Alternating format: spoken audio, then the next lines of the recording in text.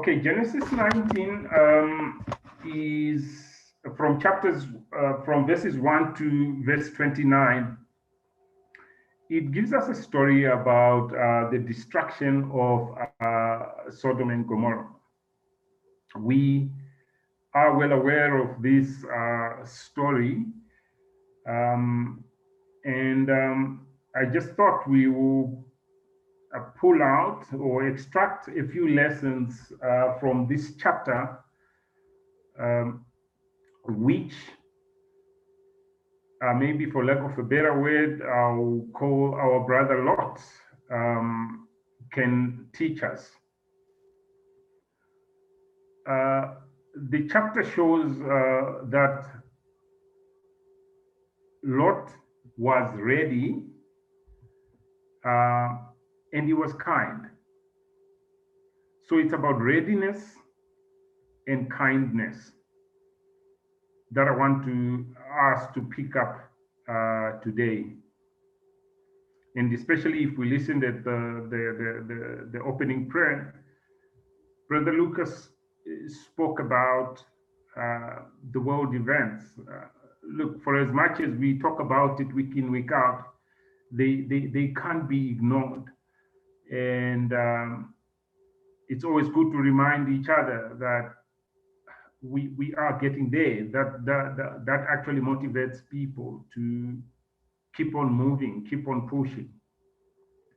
So in the interest of time, I'm not going to read the 29 verses, but I'm sure we will catch up as we move on, because the whole story is about Sodom and Gomorrah being destroyed.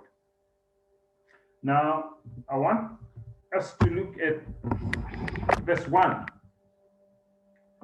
Verse 1 reads, "The two angels arrived at Sodom in the evening, and Lot was sitting in the gateway of the city.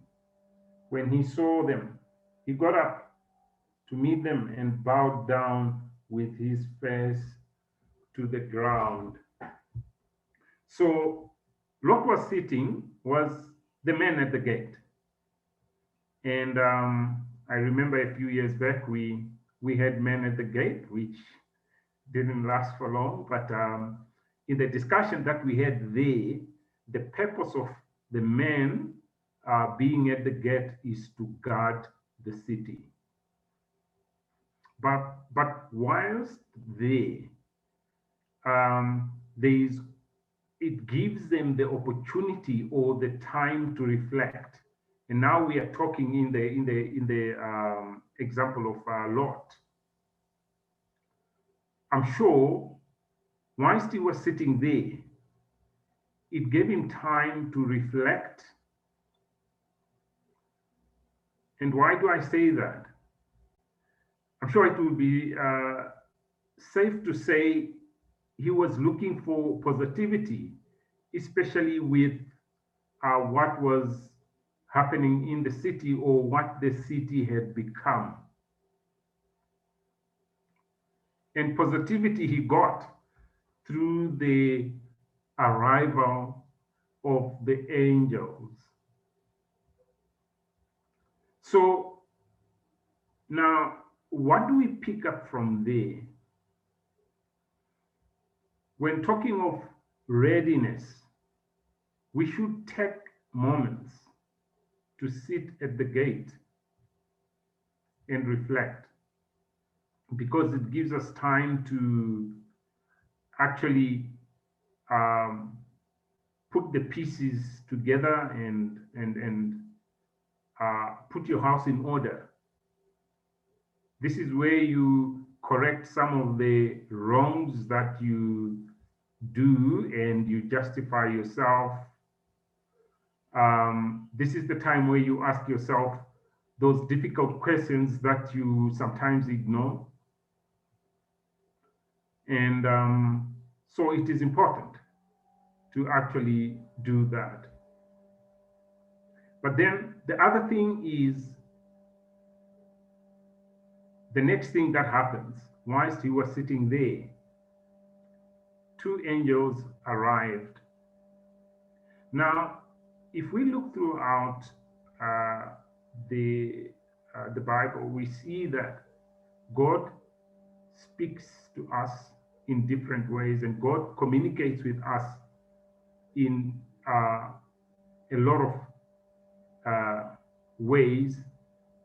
And we do have those God moments, as Brother Llewellyn's Bible class last Wednesday, I think.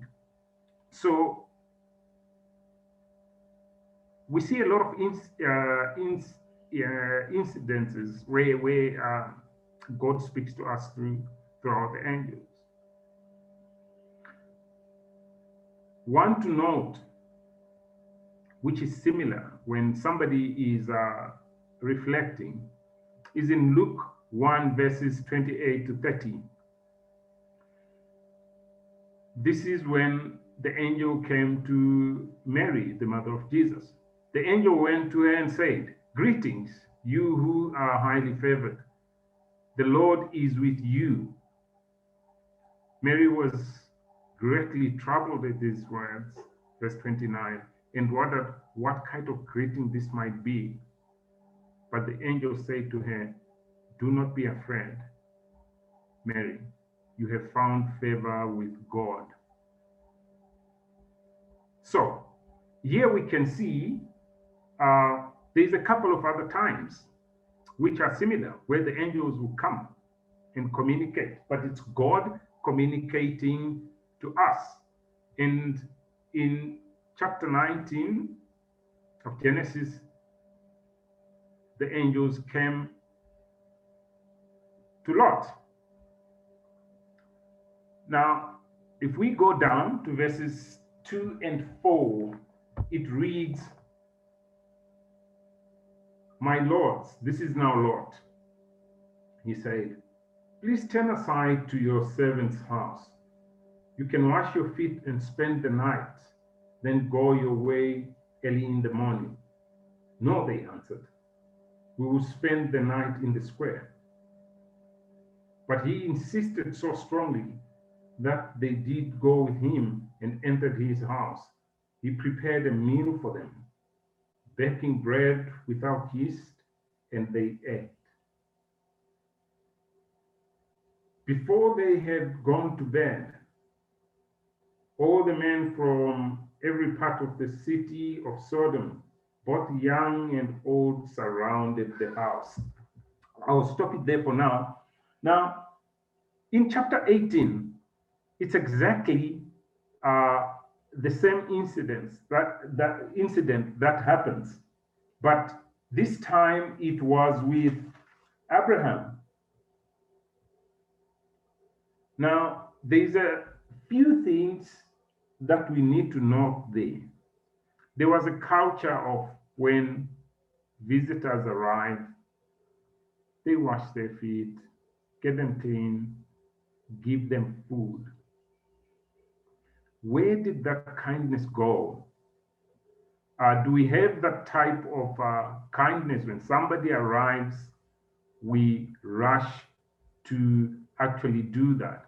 I will read the previous chapter, which is chapter 18, and to a different person. "The Lord appeared to Abraham near the great trees of Mamre, while he was sitting at the entrance to his tent in the heat of the day. Abraham looked up and saw three men standing nearby. When he saw them, he hurried from the entrance of his tent to meet them and bowed low to the ground. He said, 'If I have found favor in your eyes, my Lord, do not pass your servant by. Let a little water be brought, and then you may all wash your feet and rest under this tree. Let me get you something to eat so you can be refreshed and then go your way. Now that you have come to your servant.' 'Very well,' they answered. 'Do as you say.'" Do you see the similarities? Exactly the same. They arrived, Abraham did exactly the same, And they continued. These are the same angels that went to that were on their way to Lot. So we can see and take out humility to invite them in their house, to give them food, to give them water to wash their feet or whatever it was they were using.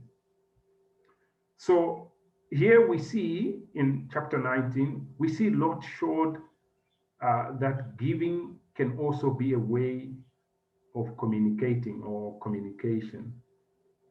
He also saw that you can fulfill your purpose as a person and be relevant irrespective of your situation. Because under the circumstances, I think Lot was under a whole lot of pressure, because we can see that in verse 5 of chapter 19, no, in verse 4, before they had gone to bed, all the men from part of the city of Sodom, both young and old, surrounded the house. I'm sure these were things that these were daily happenings. And Lot would have been troubled in his mind. And we also see this happening in our day-to-day life, where we get people who are troublesome, where we get people who don't want peace, where we get people that want to challenge our faith.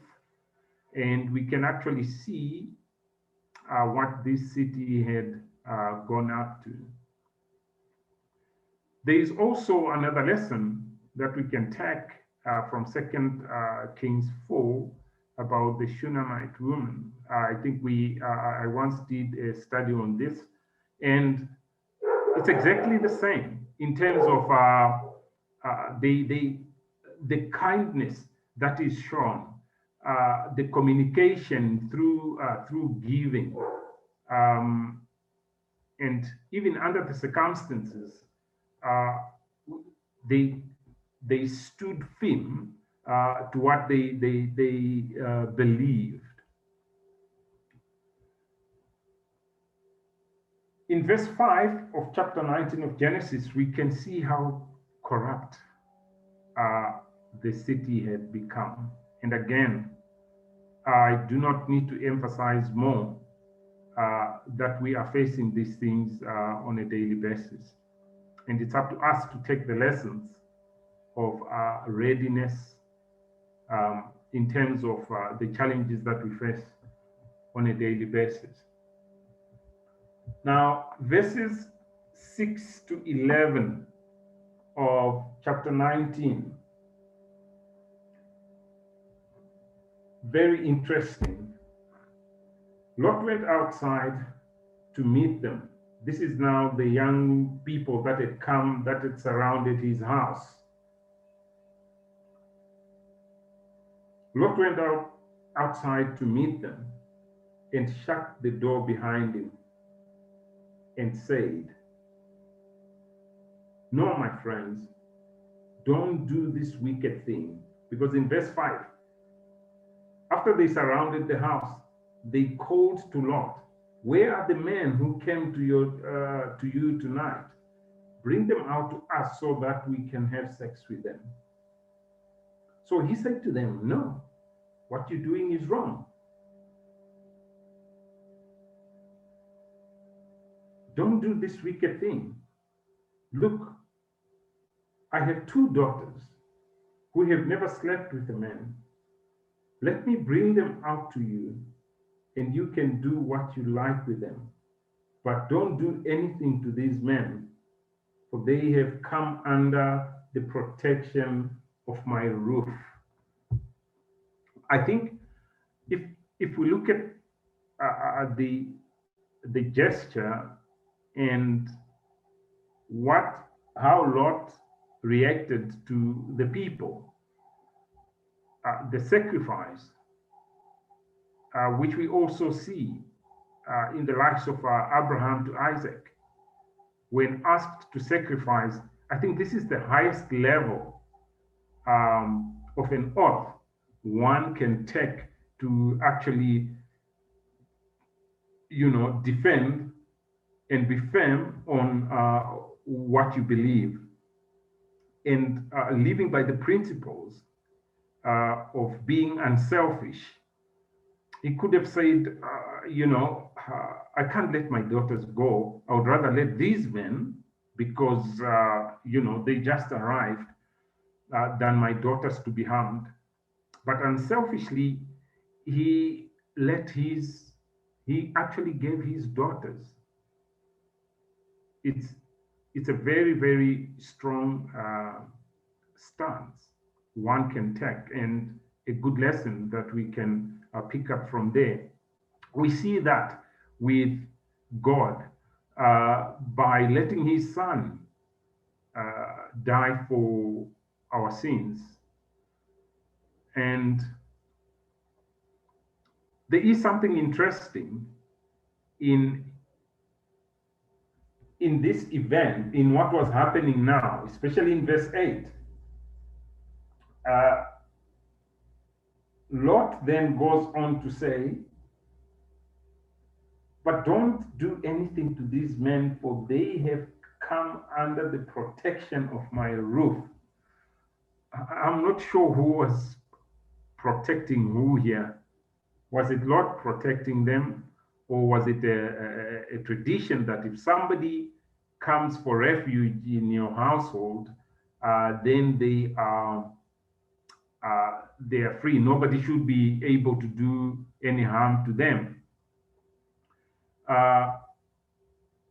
Or it was the other way around, as we will see in verse 9. But before we go to verse 9, we can see that if we are ready, we will be so psyched up that we will take positions that doesn't even belong to us. We become bigger. Lot actually played God in a way to say, I am protecting them. They are under my roof. I believe they are men of God, and I'm prepared to die for them.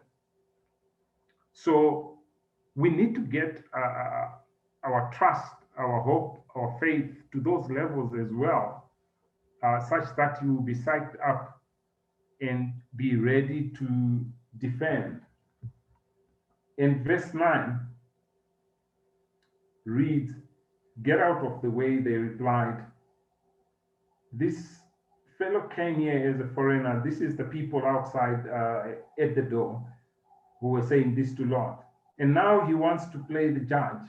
We will treat you worse than them. They kept bringing pressure on Lot and moved forward to break down the door. But the man inside reached out and pulled Lot back into the house and shut the door. And verse 11, this is very interesting. Then they struck the men who were at the door of the house, young and old, with blindness, so that they could not find the door. Now, this is God at work. And this should give us assurance that if we stand by the principles of God, God will always protect us. And he knows how and when. And we are told in Isaiah 10 Isaiah 41 verses 10 to 12. So do not fear, for I am with you. Do not be dismayed, for I am your God. I will strengthen you and help you. I will uphold you with my righteous right hand. All who rage against you will surely be ashamed and disgraced. Those who oppose you will be as nothing and perish. We see this in this man. They were ashamed, they were disgraced. They thought they had the power. In verse 12, though you search for your enemies, you will not find them. Those who wage war against you will be as nothing at all. So we should uh, always take refuge in God. This is the lesson that we're getting here, and I'm sure this is the lesson that Lot would have taken from this happening. And then in Psalm 34, verses 7 to 9, says, the angels of the Lord encompasses around those who fear him, and he delivers them. Taste and see that the Lord is good. Blessed is the man who takes refuge in him. Fear the Lord, you his holy people, for those who fear him lack nothing. So here we can see that God is communicating to us through his word on what he can do. So through the different ways that God speaks to us, I think we need to take heed. Verses 12 and 14 of Genesis chapter 19. The two men said to Lot, do you have anyone else here? Sons-in-law, sons or daughters, or anyone else in the city who belongs to you? Get them out of here, because we are going to destroy this place. The outcry to the Lord against its people is so great that he has sent us to destroy it. So Lot went out and spoke to his sons-in-law who were pledged to marry his daughters. He said, hurry and get out of this place, because the Lord is about to destroy the city. But his sons-in-law thought he was joking. So here we can see again an act of kindness and the communication that is happening between all the relevant people, the role players that are mentioned here. First, it was God to the angels, and then to Lot, it was through the messengers, the angels that were sent by God. And to the sons-in-law, it was via Lot. But then there is an echo of Noah's situation as well. When he told the people, one day it's going to rain, let's build this ark, and this will be our saving grace.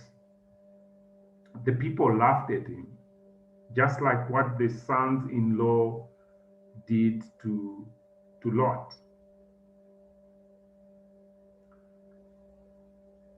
Now, through these communication models, we need to take heed, and to us, if we look at it, the New Testament is the fulfillment of God's master plan.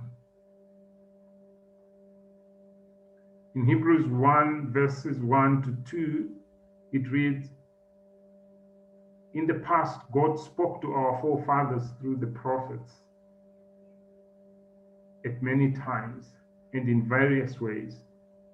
But in these last days, these are the days that we live in, he has spoken to us by his Son, whom he appointed heir of all things, and through whom he made the universe. Now, there it is. And that's why we're here to remember him. And it's not only that. God communicates to us in so many ways. We just need to take heed. He communicates to us. We talk about it every day through nature. We live in a wonderful world. Through the intricate details and magnificent beauty of all that God has made, we can see God. Romans 1 verse 20, it reads, "For since the creation of the world, God's invisible qualities, his eternal power and divine nature have been clearly seen, being understood from what has been made, so that men are without excuse." God designed the world and spoke it into existence. When we spend time observing God's creation, we should connect with him by building gratitude and appreciation. The world today is full of high-rise buildings. You can think of the highest building in the world, Burj Khalifa in Dubai, and the immaculate cars. Whichever way you look at it, you should take time to reflect and look at it through God's eyes. You might be able to hear his voice. In closing, verses 15 to 20 of chapter 19, we read here, "With the coming of dawn, the angels urged Lot, saying, 'Hurry, take your wife and your two daughters who are here, or you will be swept away when the city is punished.'